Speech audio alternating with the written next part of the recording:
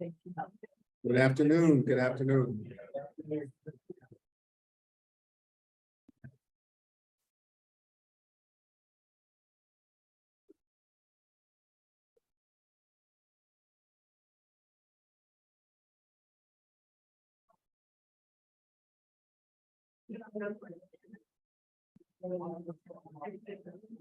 So, good afternoon, everybody. It's a joy to see so many people come out. My name is Richard Press, and I just want to welcome everybody here today to the Palace Theater to listen to the presentation of the invisible history of the African Americans in Cape Charles.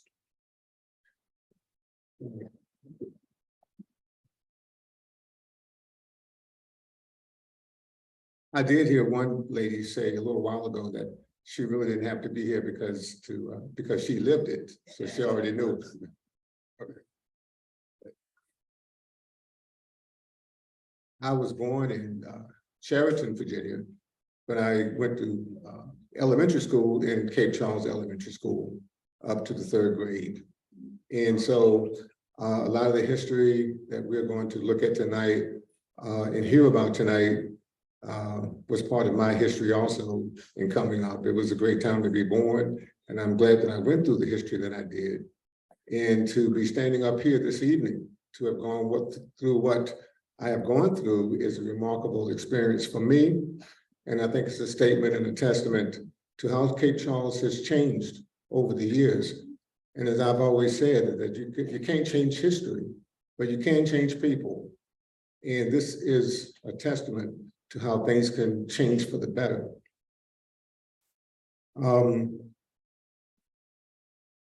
Tonight, we're going to have certain people speaking to you on different aspects of the history of Cape Charles. So we're going to start off by introducing some of our speakers. We'll start off by introducing the members of the committee. Okay. So first of all, if I call your name, could you stand up so people can see who you are? Okay. Mr. Thomas Godwin. Okay.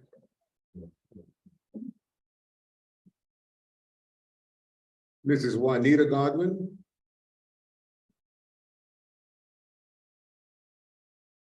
Ms. Joan Natalie.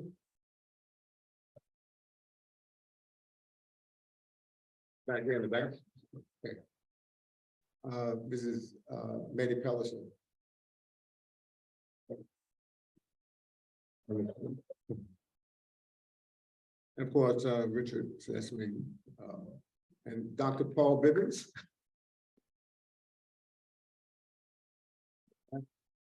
Dr. Betty Bibbins.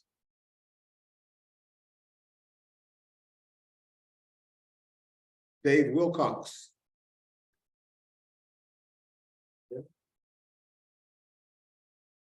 Bill Payne.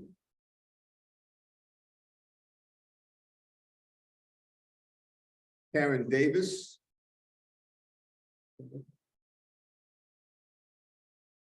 Libby Wright.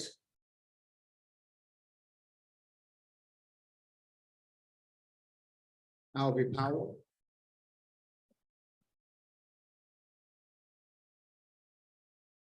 My wife says to make sure I ask everybody to turn their cell phones off so that we can get through it without interruption. And also, if you see the lights flicker, it's because they're trying to make it so that the lights will not be so hard on you. So if you see them go on and off, there's not an electrical problem. Somebody's actually up there working on it. Okay. Yeah. We also want to invite everyone to the cash bar in the back and to the complimentary snacks. And after the program is over, we will invite you again.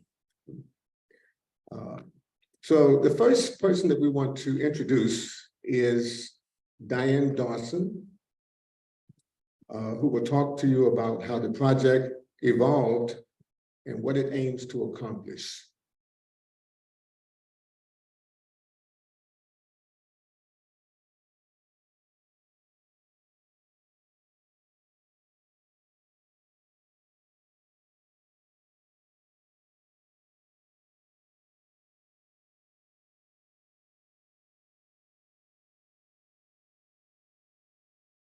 I'm Diane Dawson, and I'm a member of the Cape Charles Rotary Club.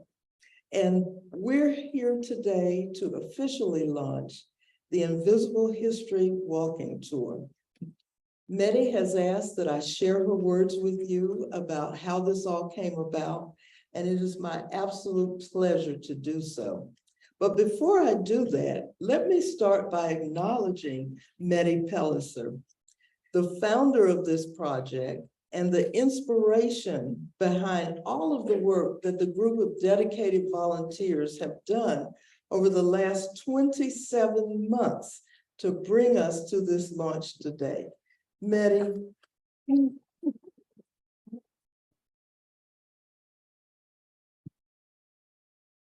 Hold the mic closer.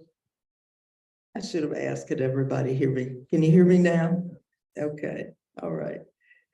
Medi, we can't thank you enough for your dedication to this project and to having the idea. We really appreciate everything that you've done for this.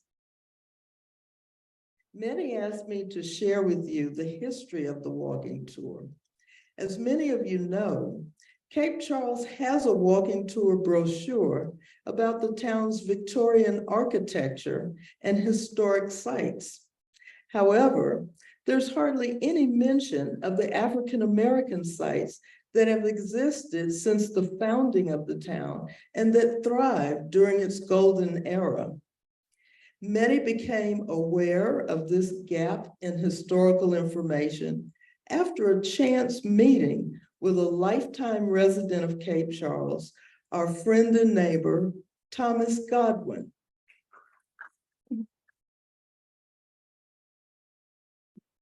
That chance meeting took place right here in the Palace Theater at the event celebrating the library's centennial in May of 2019. Tom was one of the storytellers that evening, and he spoke about his experiences in Cape Charles back in the day. It was during this conversation that Medi learned of Thomas Godwin's wish to write his memoir.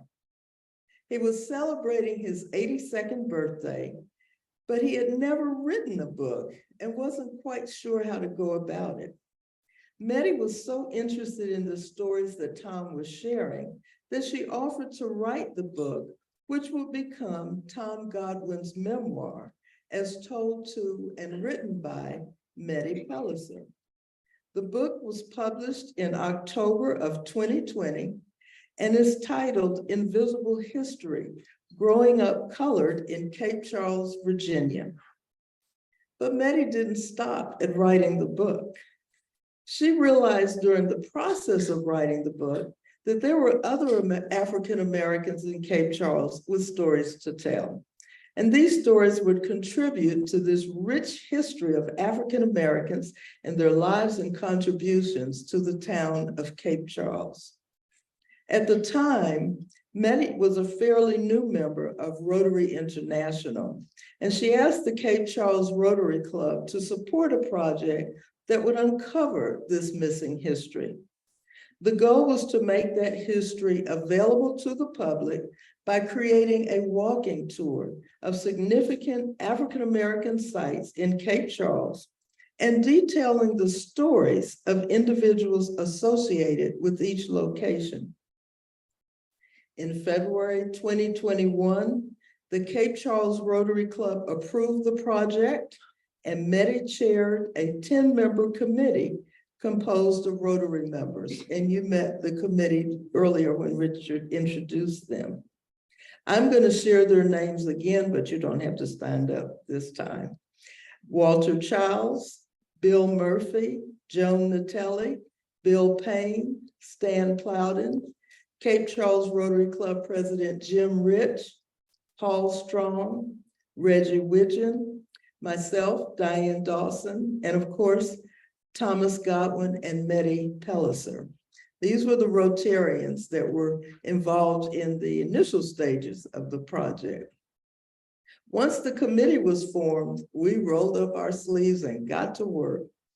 The first task was to identify the locations that are historically significant to African-American life in Cape Charles and to begin locating people or families associated with each one. On discovering that there were no known written accounts, the volunteer Rotarians embarked on gathering information through interviews of current and former residents and their descendants.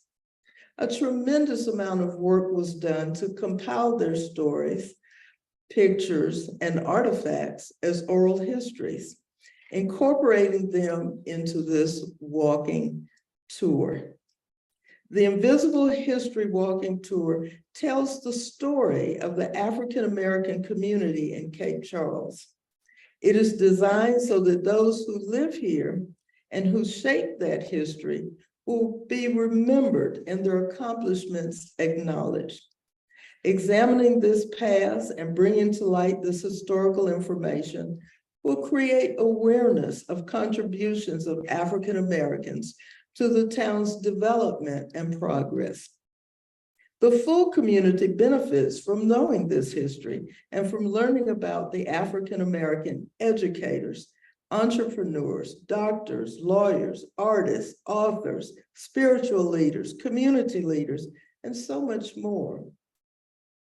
The descendants of those whose stories are told can be proud to have these contributions recognized and these stories no longer be invisible, and to instead have these stories added to the permanent history of Cape Charles. With this history now publicly available and easily accessible, we hope to set a precedent for future historic accounts to naturally include the African American community in its narrative. It is our desire that the tour will serve as a catalyst for discussion to foster a better understanding of cultural differences as well as similarities, and to contribute to the realization of a society that fulfills the promise of the nation's founding, a society of equals in every aspect of human endeavor. I'd like to share with you more information on how the committee proceeded under Medi's leadership. After we worked to clarify and document our mission for the work to be done, the committee formed two subgroups. The first subgroup was formed to identify and physically locate the sites in Cape Charles, to identify and locate the people or their descendants who were associated with those sites, and to develop a map and to gather the preliminary information about each of these locations. A second subcommittee was formed to develop the list of questions for the interviews. In addition, our task was to select and test the various forms of technology that would be used to record, transcribe, and store the interviews. We also developed and conducted a training program for those who would be doing the interviews so that we could ensure consistency with the oral histories that were to be collected. So as you can see, there was quite a lot of work that has gone into this. With these two tasks completed, we were ready to begin the interviews. As you might imagine, a considerable amount of volunteer time was spent conducting these interviews and gathering sufficient information for the historical record. The next step was to make this information available to the public in the form of a web-based, self-guided walking tour of all of these sites. And if you haven't yet seen the online tour, I would encourage you to visit the website to see it. It really came together beautifully. As some of you may know, Medi was a volunteer. She was a docent with the Cape Charles Museum. While working there, she came across Melinda McKeek's Clio walking tour of the museum outer exhibits. Medi reached out to her to help us with the project. Melinda was an enthusiastic partner who contributed valuable advice and expertise. We needed a consultant to undertake this part of the project, and we needed funds to pay for this service. With Melinda's help, the committee led by Medi applied for a grant with Virginia Humanities and obtained funding of $9,800 in May of 2022.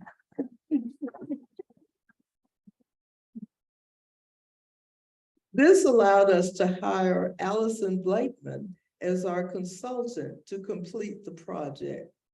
Allison was completing her graduate studies at Salisbury University in Maryland and had just completed a CLEO project for her studies. And that was a walking tour of African-American sites in Salisbury, Maryland. We collaborated with the Cape Charles community by inviting residents to be members of an advisory board. I'd like to introduce you to the advisory board members. Our chairperson, you heard from already, Richard Press, an artist who grew up in Sheraton and Cape Charles, and who was also one of the interviewees for the project. Our advisory board members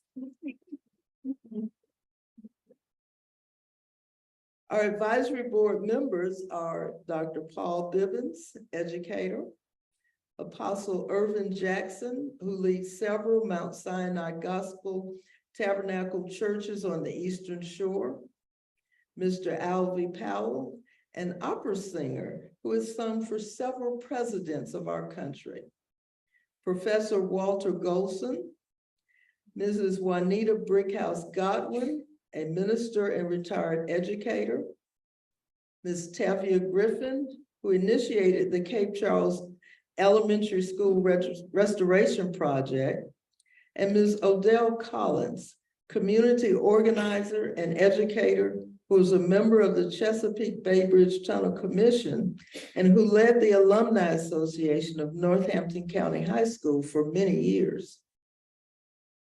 We envisioned the board to carry the project to its completion and gradually take over the management from the Rotary Club.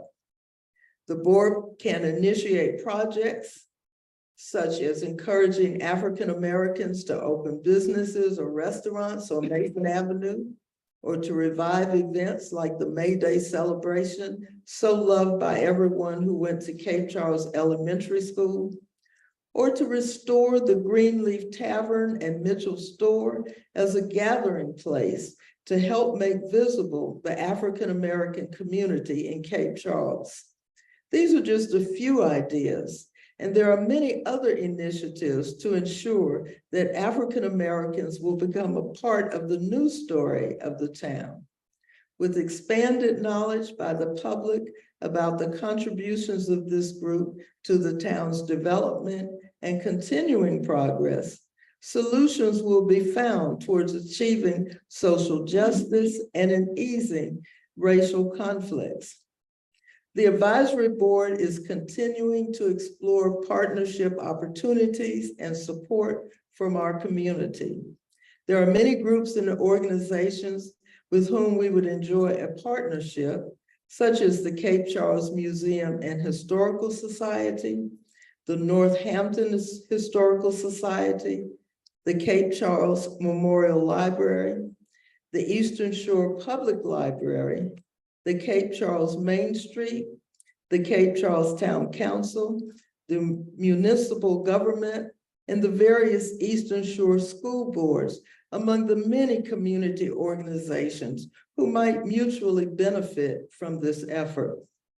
As you may have seen, we have published and will continue to write about this project in area newspapers, on social media, internet sites, through the placement of information in local vacation rental properties, through rack cards and brochures distributed at our visitor welcome centers.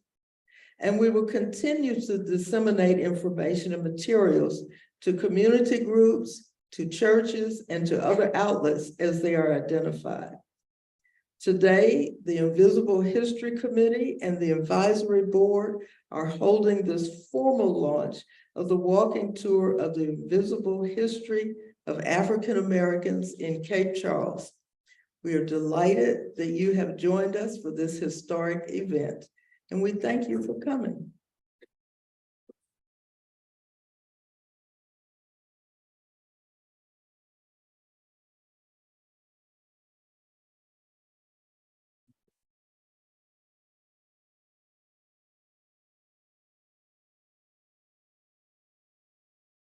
Thank you.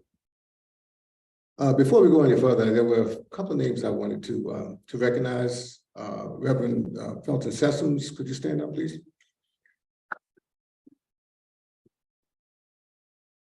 Reverend Sessoms stuck with us through the whole thing. Anything that we needed, he provided his facility, provided the church. He was there with us. At one point, I just thought he was a member of the committee.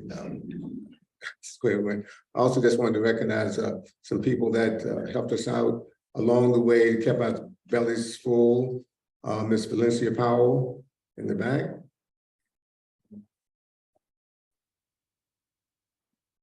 Mr. Yvonne Powell. And Miss Mary Johnson. Thank you so much. Our next speaker to come up will be Mr. Mike Ash, President of the Northampton Historic Preservation Society and member of the board of Cape Charles Historical Society and Museum.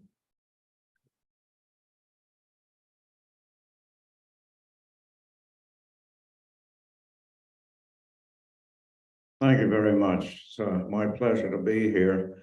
First, I'm going to talk about the Cape Charles Historical Society.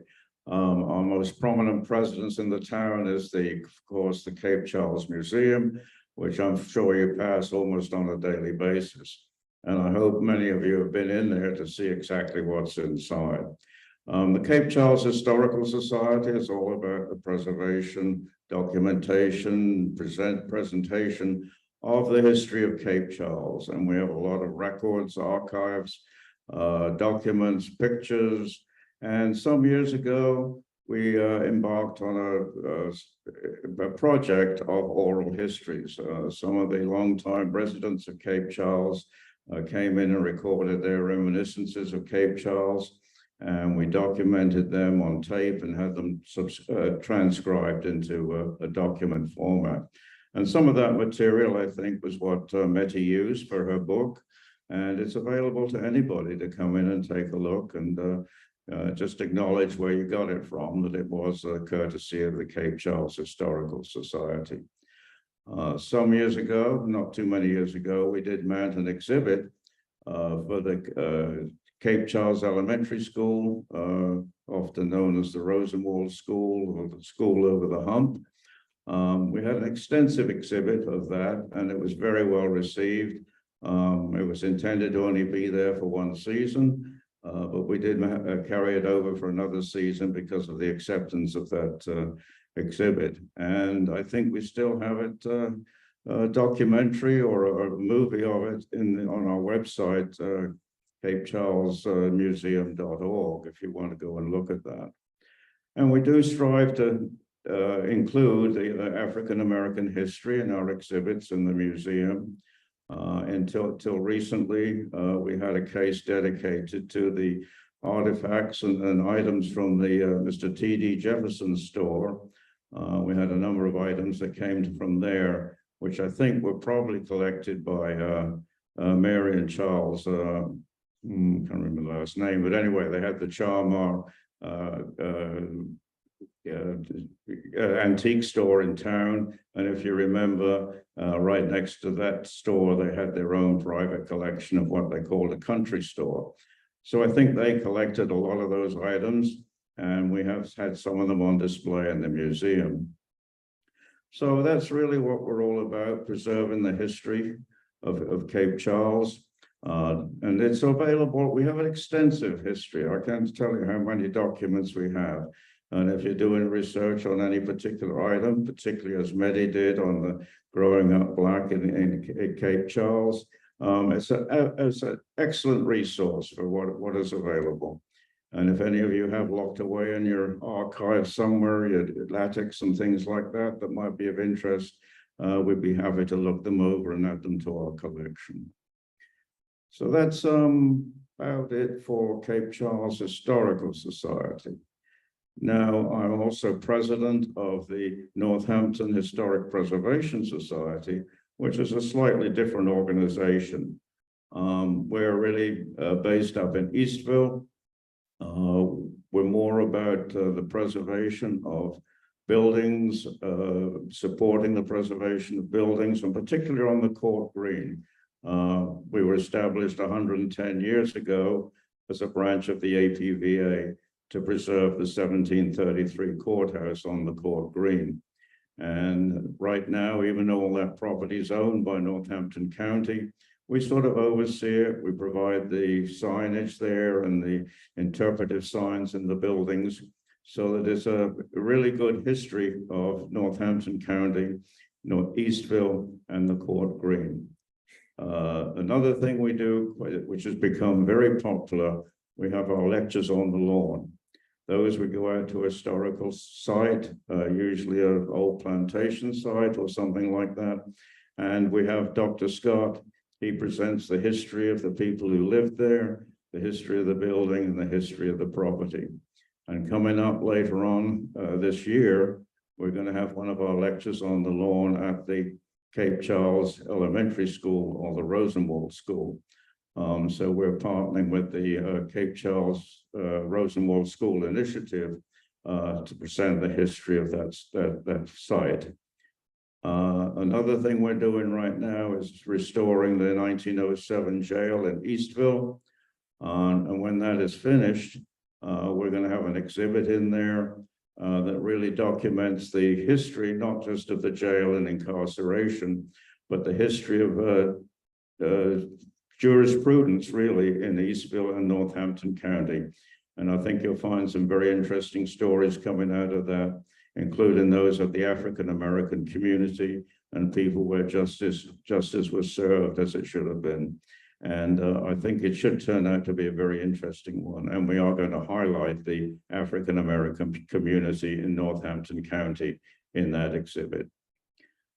So I think that just about covers everything that those two organizations are about. I thank you all for coming. I thank you for the opportunity to talk a little bit about our organizations. Thank you.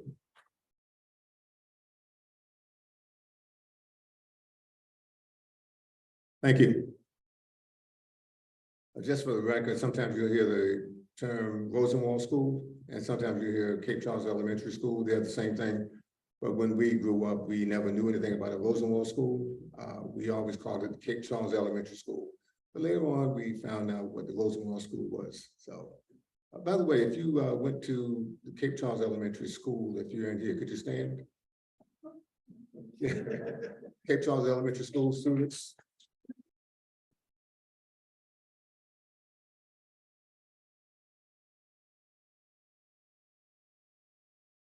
Our next speaker is Bill Strom, who is the president of Main Street and Rotary Club member.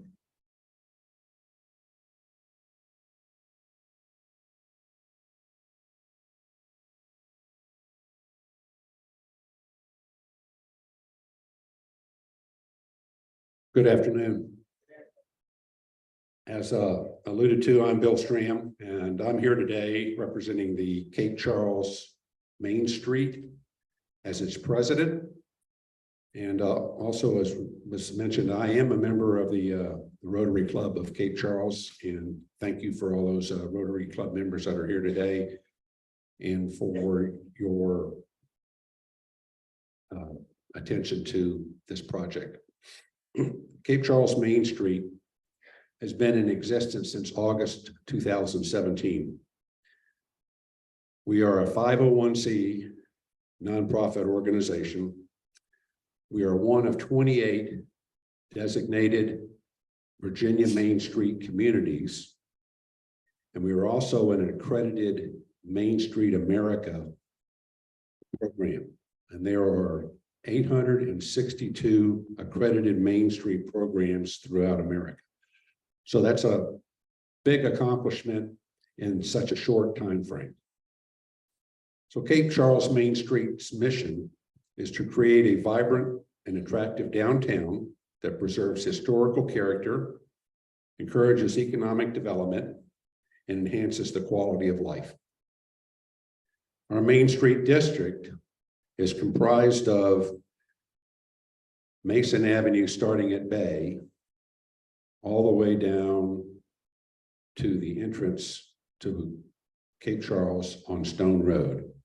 It also includes Strawberry and Peach Streets to Randolph, and it also includes a major portion of the harbor. That's something that we have to do to be an accredited Main Street with Virginia, is to have a district, and that's our district. Our board of directors are all volunteers, and we rely on many volunteers that it takes to run our three primary events. And those are Festive Friday, the Love Run Walk, and Love Fest. Additionally, Cape Charles Main Street is currently restoring the rail car that is behind the Cape Charles Medical Center. We want to preserve that, as this town was founded by for the railroad. And so that car eventually would be fully restored, and we'll have storyboards completely surrounding it, telling the history of Cape Charles as it pertains to a railroad. Next to the rail car will be public restrooms / visitor center. And that will be designed as an old looking train station. And it too will have rack cards inside. It will be just like the Welcome Center down at the Bridge Tunnel. Will be manned on the weekends by volunteers. We'll have a play area for kids on a train, and have rocking chairs, and be a very welcome and friendly visit. So whether you volunteer or donate to Cape Charles Main Street, you support the town and community that we all love.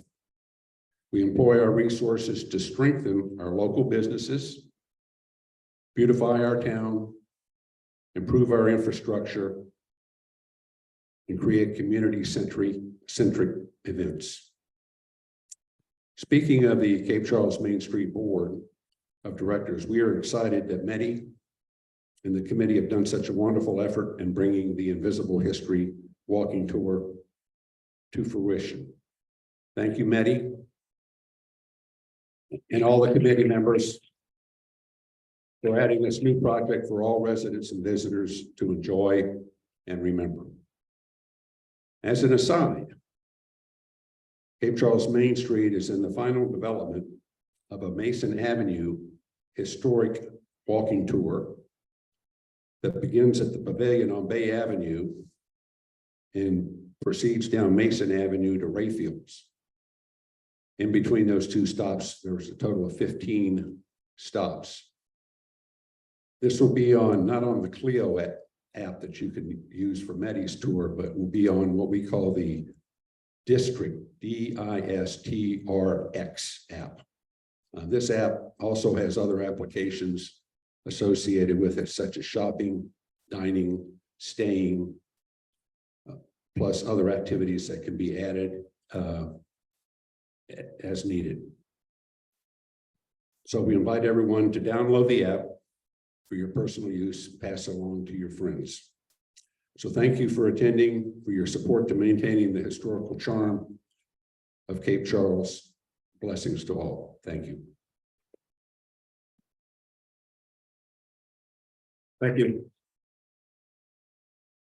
He spoke of storyboards. So as you came into the Palace Theater, you saw the storyboards that were on the tables out there. Each one of those represents one of the 12 stops that we have on our historic tour. Our next speaker, well, we had a speaker by the name of Tammy Holloway, who is community organizer and owner of the Bay Haven B&B, but she cannot be with us today. So our next speaker is Jim Metz, who's the president Cape Charles Historic District Civic League.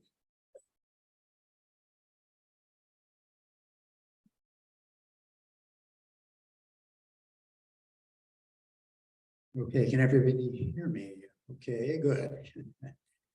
As was mentioned, my name is Jim Metz. Mehdi invited me to represent the Cape Charles Historic District Civic League at this town event. I'm going to tell you a little bit about the Civic League. Our history is not as long as some of the other organizations that are being represented here. So I will also, if you don't mind, I'd like to share my favorite stops on the virtual tour of the invisible history of African Americans in Cape Charles. And finally, I would like to explain how the history of African Americans in Cape Charles can inspire civic organizations like mine. The Civic League brings historic district neighbors together to discuss issues that need to be resolved, identifies options for resolution, and works with the town to reach consensus as to what works best for Cape Charles. For instance, the Cape Charles Civic League identified the parking of boat trailers on town streets as a problem. No one likes to wake up to find boat trailer parked in front of their house. Since May 1st, thanks to the town council and the Cape Charles Police, an existing ordinance restricting trailer parking on town streets is being enforced. Currently, the Civic League is working with the community on 3 other initiatives: a study of long-term rentals, a beachfront master plan, and a proposal to bring volleyball to Central Park. The Rotary Club is another civic organization that looks for ways to enhance the quality of life in Cape Charles. As you heard, Mehdi asked the Rotary Club to sponsor a community service project to collect stories from current and former residents and their descendants with which to make visible the invisible history of the Cape Charles African American community. I followed Mehdi's suggestion to take the virtual tour of the invisible history. I found the stories compelling for the following reasons. The stories reveal surprising and fascinating stories about lost ancestors, long buried secrets, and an appreciation for what these families endured and accomplished. The stories connect the personal to the historical by showing the impact of society ills and social movements on the lives of African American families. The stories appeal to our curiosity and empathy by focusing on the emotions of Cape Charles African Americans as they encounter impediments to their success and realize the victories of their achievements. And finally, these stories inspire us to explore our own roots. For instance, what about the story of Laura E. Selden Lewis? Is her story not surprising and fascinating? Her husband, William Henry, and she ran a successful restaurant in Norfolk until his death in 1876. In 1885, perhaps lured by the prospect of prosperity in a newly developed railroad town, she moves across the bay to Cape Charles. The account in the invisible history says Laura buys the corner lot of 341 Mason for $450 and constructs a $1,400 commercial building. The virtual guide goes on to tell us that this amount was, quote, rather expensive for the time.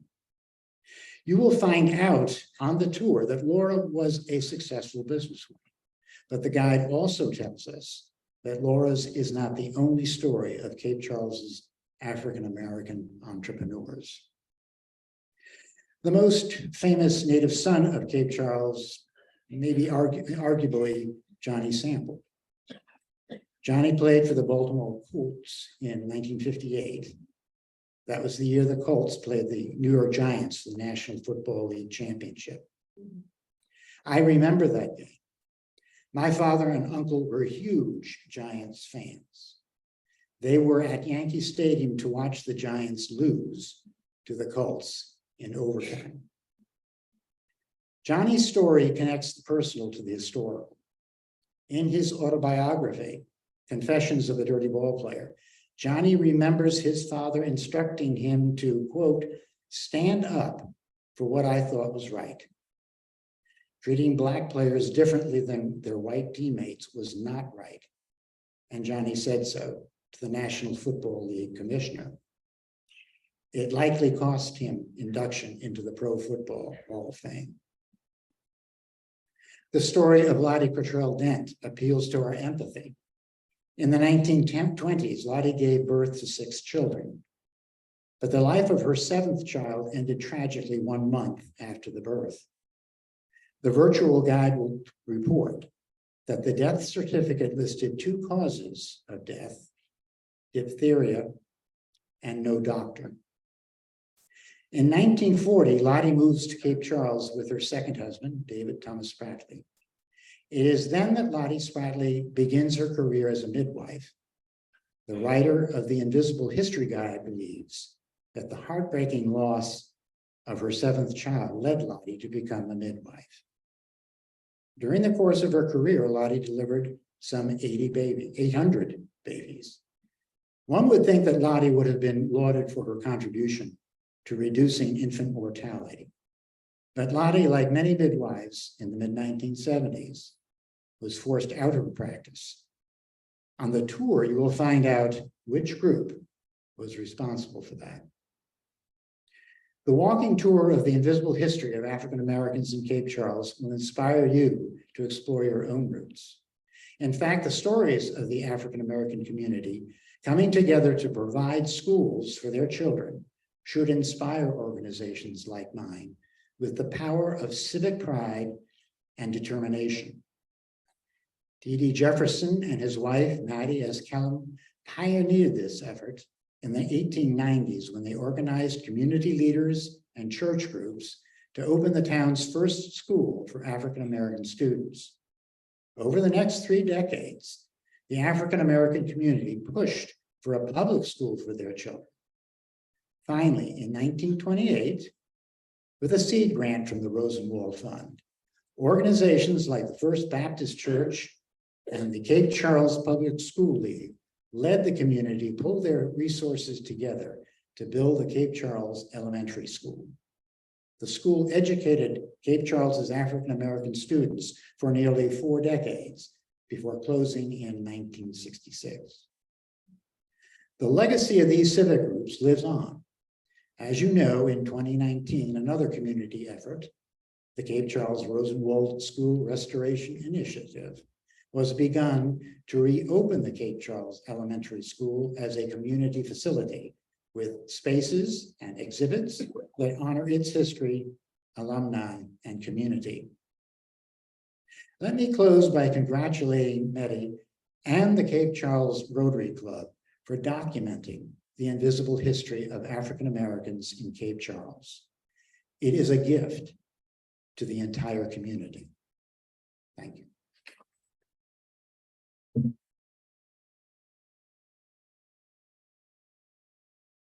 Thank you. Our next speaker is Sue H. Perdue. She is the Director of Grants and Fellowships, Chief Administration Officer of Virginia Humanities.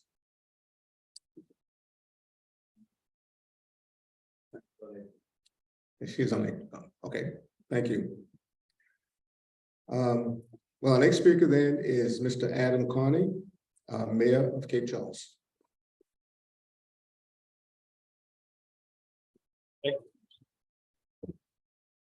All right, I actually could keep it really short today and just say Diane ditto, but that's the only problem with going last and speaking. But no, I am Adam Charney. First of all, I'd like to thank Nettie, the Rotary Club, and all involved in the creation of this fabulous tour and having me here today. It truly is an honor to be invited and to speak on such an important and historic event in Cape Charles. As Diane said earlier, I just found it amazing that it all started right here in this fabulous theater. And I believe at a chance, like she had said, a chance meeting between Tom Godwin and Betty Vargas Pellicer. As I said, you know, the collaboration came together. They did do the book, the memoirs, and that book was The Invisible History of African Americans at Cape Charles, and I believe it was December 15th, 2022. And then we come to today, the official launch of the Walking Tour of Cape Charles, African American History. And I believe the site was on the flyers out there is INVIZ history.org. I personally went through the 12 entries on the tour, starting with the railroad and ferry terminus of Cape Charles at Harbor through the Cape Charles Elementary School, and learned a great deal about Cape Charles that I was unaware of. Finding out to the right of the hump is where the school was until 1928, till the town purchased the 2.5 acres for the Rosenwald School. And I'm happy to say that town council has approved the grant, and we will be working very hard with the Rosenwald Foundation to get that grant put through this year so that we can get that going. And I believe that it's going to be starting shortly on the renovation of the Rosenwald School.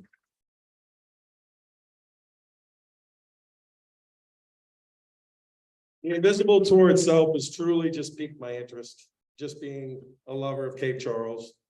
And I'm looking forward to taking a much deeper dive into the history of Cape Charles and taking the full tour while listening to the narrations on the site. I just wanted to thank you all very much for coming out today as we celebrate the launch of the tour, and it's going to be a wonderful day. Thank you very much. Thank you. Okay, the next people that we're going to introduce, we're actually going to introduce them together because they worked together so well on this project, and they were so important to this whole endeavor that we're doing. Melinda Peak has worked in the museum field for over 20 years and has facilitated numerous humanities-based projects. She holds degrees in anthropology and museum studies and has worked for the National Museum of the American Indian, United States Holocaust Memorial Museum, and most recently as curator of exhibitions and engagement at Salisbury University's NAB Research Center. Ms. Peak provided guidance throughout the development of the Walking Tour project and is going to demonstrate how to access the tour and discuss the history of some of the sites included. If you could stand up, Melinda. Thank you. Next, we have Allison Blakeman. She is a postgraduate student of the Salisbury University. She completed a Clio tour of African-American sites in Salisbury. She did all the research of the tour stops and authored the entries, transcribed the interviews, and did all the organizing of materials for the tour content. At the same time, she was working full-time at the Wallop Center. She and Melinda were the main architects who have worked hard to bring the Walking Tour to us.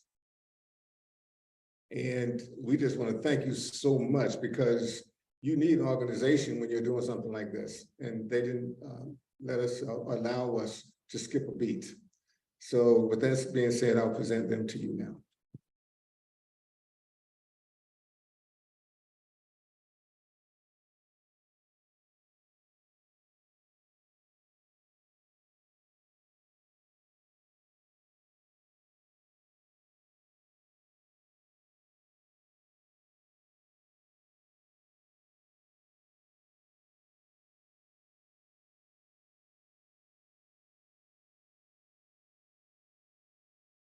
Thank you, Richard. And thank you all for coming. This is a really exciting day to be launching finally this walking tour. That's been a lot of work from the Invisible History Committee and the advisory board.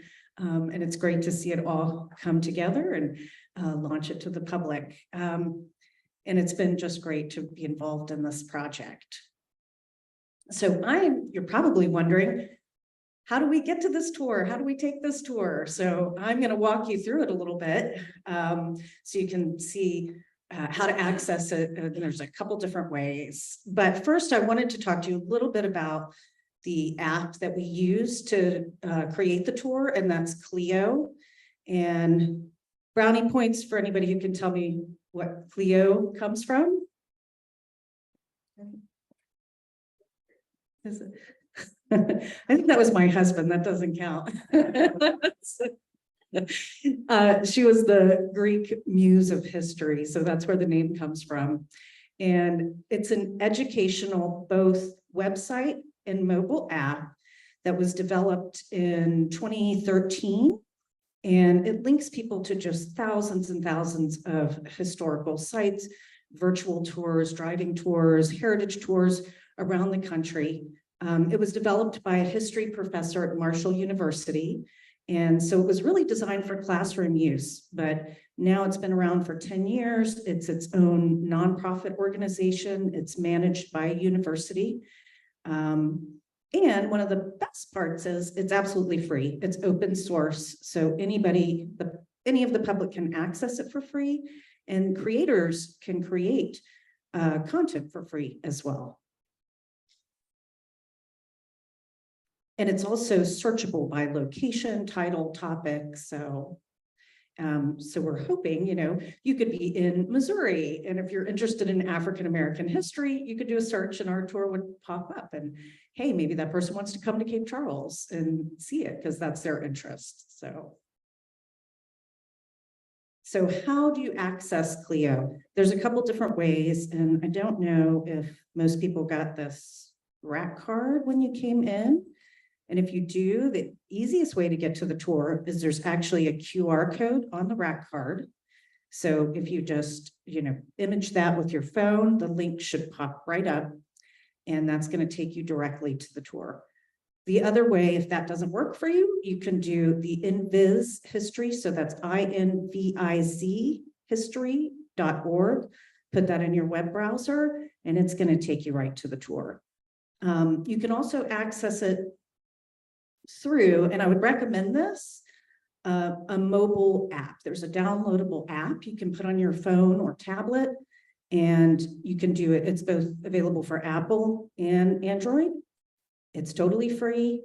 And if you're using, because I imagine most people might be using their phone or tablet to do this tour, you can download it. The interface is really great for a mobile device. And the really cool thing is you can download the tour from the app and all the walking directions or driving directions, however you're going to do it. And you don't have to have internet connectivity. It will just save it. If your cell service is not linking it, which sometimes can happen, it's still available to you. So with that, I am going to actually I'm going to go to the Clio website just because I'm on my laptop, but it's pretty similar. So I'm going to close out of this and hopefully this will work. Okay. Give it just a second. There we go. Okay. So when you go to the Clio website, and that is www.theclio.com, this is what pops up. And it's location based. So if you have location enabled on your phone or computer, it's going to show you entries near your area. There's also a search bar at the top. You can search by location, a city, an area, or title. There's a menu where you can actually explore by topic. And that's where if you're interested in women's history or African-American history, you can do it that way. And I also wanted to show you, because if you go to this main site and you scroll down, here is a link to the mobile app. So you can go right there on your phone, download that Android or Apple mobile app. And if you have the mobile app on your phone and you scan the QR code, it'll ask you if you want to open it in the mobile app. And if you say yes, you're good to go. So if we go back up here and I'm just gonna type in Cape Charles.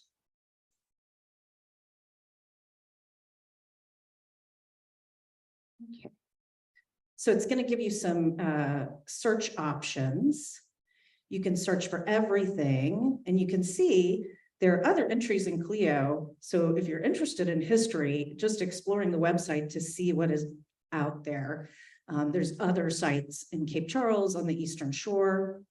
But you can search everything. You can search individual entries, or you can search for walking tours. So I'm just going to select walking tours and any type of walking tour and hit apply.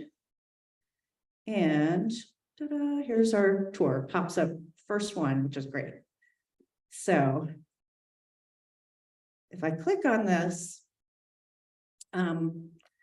this is, if you're doing the QR code or linking directly, this is what you're going to see. And what it is basically on one side, there's kind of an overarching description of the tour and who put it together.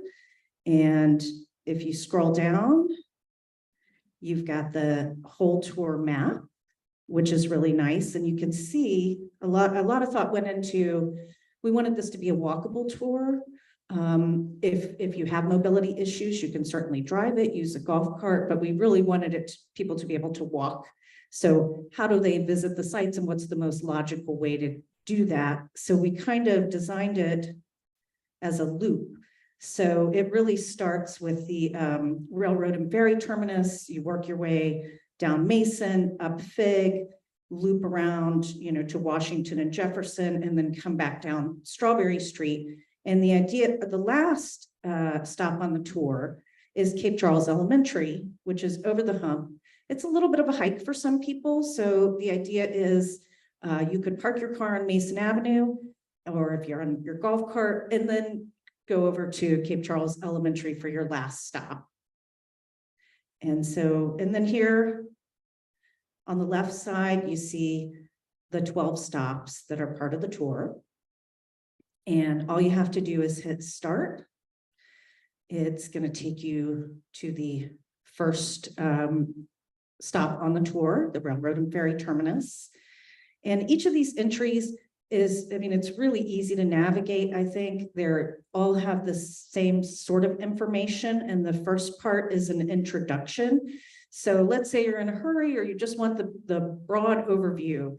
You can actually listen to that introduction.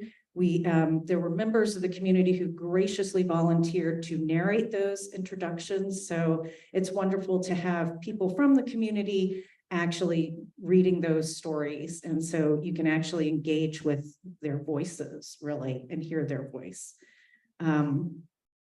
So after the introduction, there is a map and you can click on walking or driving directions. There's also a Google Street View, which is very helpful because more than half of or a little less than half, right at half of the buildings that are part of this tour no longer exist. So, that's sad to say, but they're not there. So it may just be an empty lot. So we've tried there's the Street View to help you sort of navigate where you're at. But there's also a selection of images in each entry. And this very first image, Allison actually went out with her camera and took pictures of each and every stop as the first image. So you know exactly if you're in the right place, this is what it looks like now. And then there is a section that's called Backstory and Context. So this is a little deeper dive into the history. Let's say you're doing the tour and you don't have a whole lot of time. You just want to do that introduction. You can always come back and read the backstory and get more of the history. And sources, of course, and then additional information. And I just want to note with Clio is kind of interesting because it is an educational website and app. So they do expect that you do your research. It has to be original writing. You have to use sources. So it's kind of nice because there's not a lot of junk in there. It's kind of vetted. So, but it's also The other interesting thing is, I don't think the committee or the advisory board sees this as a static thing. This can grow. It was really hard to narrow things to 12 stops. So the idea is stops can be added, more information hopefully will come to light, because, you know, if you're doing research on African-American history, it's hard sometimes. Where do you go to do research? Museums, libraries, archives. A lot of those institutions have not prioritized collecting or preserving African-American history. It's sometimes hard. So we're hoping that more people will come forward in the community who have stories to tell, or photographs or family documents. So with Clio, if you look, there's the sign and join. You can join Clio and get an account totally free, just like doing Facebook or anything else. And with that, you can actually leave comments, or you can make suggestions to edit something. Let's say, you know, this is about your great grandmother and you know something we don't know. You can put that in Clio, which is really great. So, and I just wanted to leave you with a couple things. I just want to also mention the images. You can actually click on these images. There's a full caption and scroll through them. And there's lots of great historical images in the tour. Many of these come from the Cape Charles Museum and Welcome Center. Others came from community members who came forward and helped us scan images. Let's see, this is a great photo. J.H. Smith. And you've got Chef Parker of the Cafe Car making a famous pie. I mean, there's just to flip through the photos here is really interesting. And then photos like this, where, you know, pointing out issues of segregation. You can see the sign in the back for white women.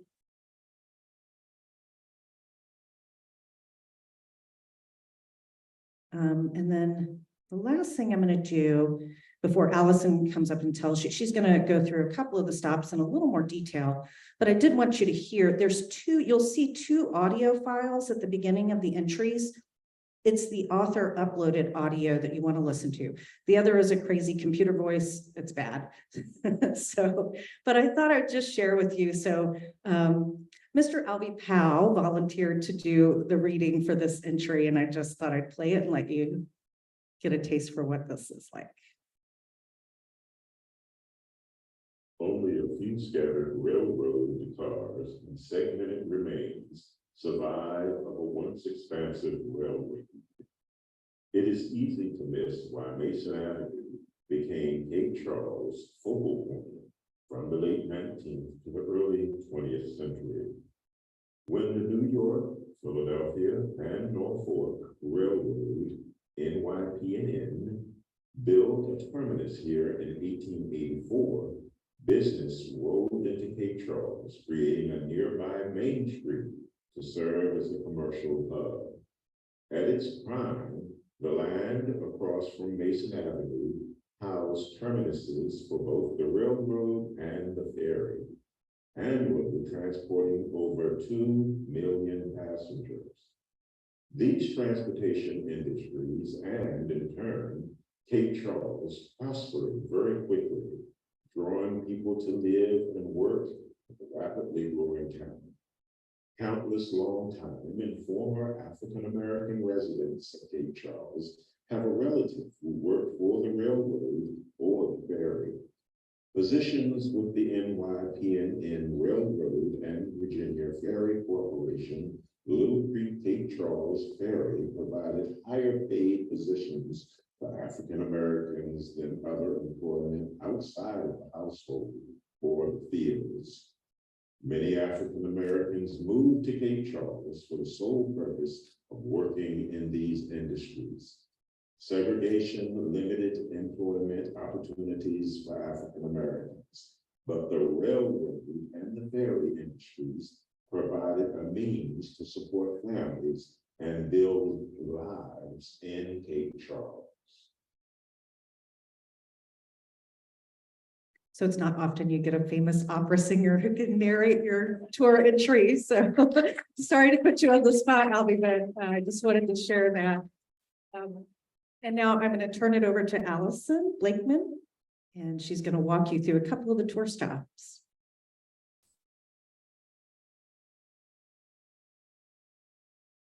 Hi, I'm Allison Blakeman, and I'm here to talk about a couple of the tour stops and what went into creating the stops, because I think, as Melinda said, it started as a list of so many possible places that we could create tour stops out of, and it was eventually narrowed down to just 12. But what was used within those tour stops to kind of create the narratives is really interesting. The number one source used in every single tour stop are the oral histories, most of which the Rotary Club collected themselves and I transcribed. And it was really important to use these because these, of course, are firsthand accounts or stories passed down from relatives, and these personal experiences and stories, they kind of crafted the bulk of these narratives and provide a personal touch of people who actually had these experiences. And then to provide more solid dates and other details, we then took records like federal censuses and African-American newspapers like the Afro-American, and we used those to kind of, when details were missing or maybe we couldn't prove a certain date, we would use these sources to kind of do a little research deep dive into seeing if we could figure out more information to kind of back up the personal stories. And some of the people and locations on the tour are very well known. For example, T.D. Jefferson and Jefferson's store. So those stories, of course, are a little bit easier to piece together because there's already kind of a historical narrative out there about him, his wife, and his store. But there are also stories that don't really exist already in the public narrative out there. So they were a little bit harder to piece together. And again, we had to rely on the few personal narratives that we got about these stories. And then we really had to dig deep to see if we could, even make tour stops out of these people and places. And the committee decided that it was important to discuss not only the hardships that African Americans face in Cape Charles, which of course is extremely important, but to also discuss, the accomplishments achieved and the joys, because that's obviously just as important. And a good example of this is the stop featuring midwife Lottie Spratley's story. Though health disparities continue today, they of course were greater in 20th century Cape Charles. African Americans were often pushed to separate wings of the local hospital, or they were forced to stay in the hallways and were not treated equally to the white patients. And to combat this, doctors like D.W. Palmer opened up office in Cape Charles. He was the first African-American doctor on the entire Eastern Shore, and he opened up his office in Cape Charles. And similarly, a group of midwives rose up to serve their community, including Lottie Spratley, which it was mentioned earlier, she delivered about 800 babies in her career. I think the record was she only lost maybe one baby in her entire career. And these health practitioners built a system based on trust, which was very important. And this trust and the ties that they cultivated in their community developed understanding that helped bridge the gap in the health disparities. So I really enjoy that story because, again, it shows kind of the hardships faced, but it also shows how the community came together in times like that. And another stop I'll share is Samples Barbershop. And this was kind of discussed earlier, but Let me bring up the stop real quick because I want to show you a picture from the tour stop. I think it's like, yeah, here we go. So Samples Barbershop was otherwise known as the Big Elephant. And this one is kind of cool because so many community members have memories of the Big Elephant building, which no longer exists. I think there's a picture actually. This is the lot. So going into this, all that I was able to see was this lot. I couldn't really picture the building. Everyone would be talking about this huge imposing building, but it's kind of hard to imagine if you can't see it. And from my research, I couldn't find any images of the building. But then after taking a while, I found that it had at some point been nominated, the barbershop and the building had been nominated as a historical site before it was demolished. So there actually is this one photo of it before it was demolished. So research like that and piecing stories together like that kind of helps to kind of picture what it was like to, you know, go to the barbershop. Because again, without just seeing this empty field, it's kind of hard to imagine, you know, going there, getting your haircut. But Samples Barbershop is also interesting because, as mentioned earlier, most people know Johnny Sample, but they don't know the barbershop. They don't know his family's barbershop. And the barbershop became a cultural mainstay for a century. A source used for this narrative is actually Johnny Sample's book, Confessions of a Dirty Ball Player, which gave us insight that some of the other sources didn't, because Johnny Sample actually worked in the barbershop when he was younger.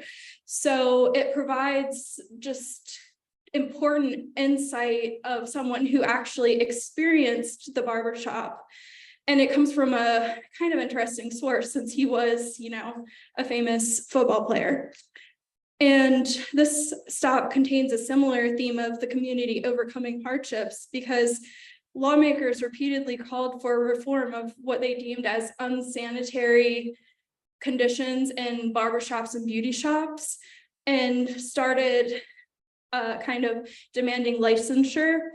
And Samples actually sought licensure and was one of the African-American barbershops that had it, and they kept up with it to keep the family business open. And Samples was a space where men could go to speak about community issues and personal issues. So it was very important until it closed, I think about in the 2010s. And these two stops are just a small sampling of the ones depicted in the tour. And we hope you will take the tour and learn about these two stories, but also the other 10 stories contained within it. Thank you.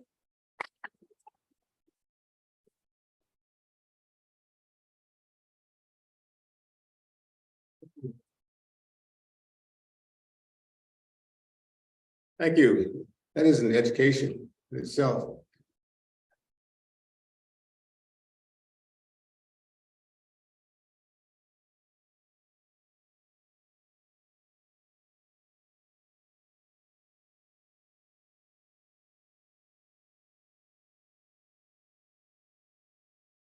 So is there a Valentine Evans in the house?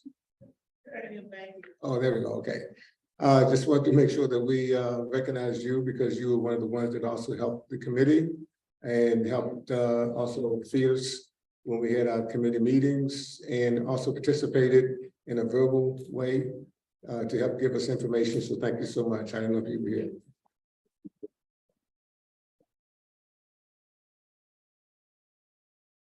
I just want to make note before we close. In using the term African-American, it is not to exclude what many of us consider to be indigenous peoples. and that African Americans terminology for this particular project really is an umbrella for all of us who are considered to be indigenous, considering that the indigenous people were the first ones here. Indigenous peoples could also be an umbrella for the African Americans who are here.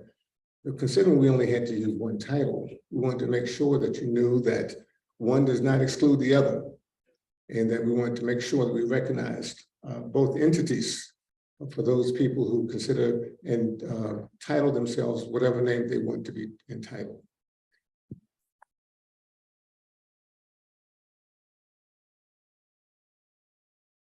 So in closing, I want to thank all of the attendees. I hope we didn't leave anyone out. If we did, we have my apologies, but I think we covered quite a few. I want to invite everyone to stay back for the snacks, which have been prepared for you in the back. We have a cash bar over here. He's waiting to pour some wine. And we just thank you so much for coming out. We anticipated a large crowd, and we got one. And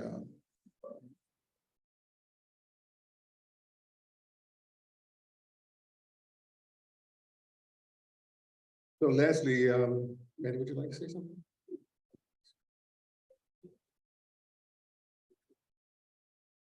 Okay, so so now we're going to invite you to take a tour. I think, Thomas Godwin, do we have some carts that we're doing?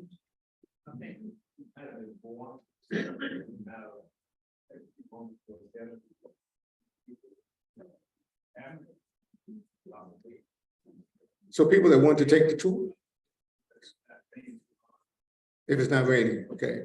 So people that want to take the tour, we're going to have, we have the walking tour, which is what it's called. And then we're also hopefully going to have some carts for those people who don't want to do the walking, the physical walking.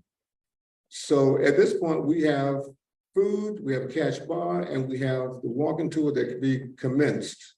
So Mehdi, would you like to, just 1 second? Okay. Thank you very much for coming. Well, I'd like to organize the tour if it's not raining. We have 4 golf carts, and I believe, and Tom Godwin will lead one. Paul Strong will lead another. Jim Ritz another, and then Dr. Paul Bibbins. And if you like to, there are assigned certain stops. And can I have that? All right. I don't know if I remember the stops that they were assigned, but Tom Godwin, I believe, is going to do the stop.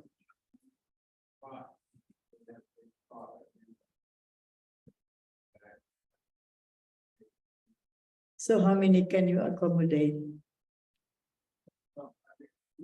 How many can you have in your car? Now, Godwin. I do have access to a cart, and we'll pick it up. I couldn't park it right out here. For those who may want to go to the stop that I have, I think it was the old White Elephant. And then Paul Strong. Huh? I'll take these 4. So he can take 4. And then Paul Strong is assigned to do it. He can take 3. And which stop are you doing? And right now, I will go and start. In mind. Okay. Thank you. I believe Jimmy Riggs is going to do another. And for those who would like to go,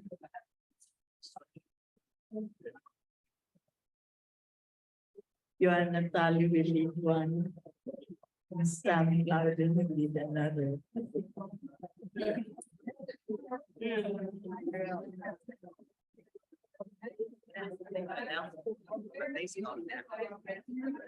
Pardon me, please. Does anyone happen to see a Coast Guard baseball cap?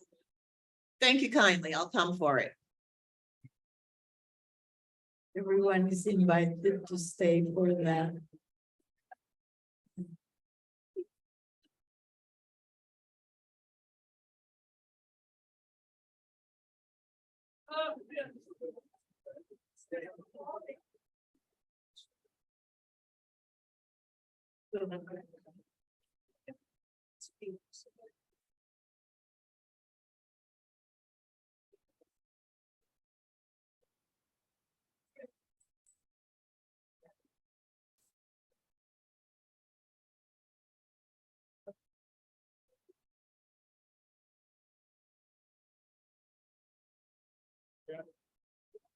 Everyone is invited to participate in the drinks and snacks in the back.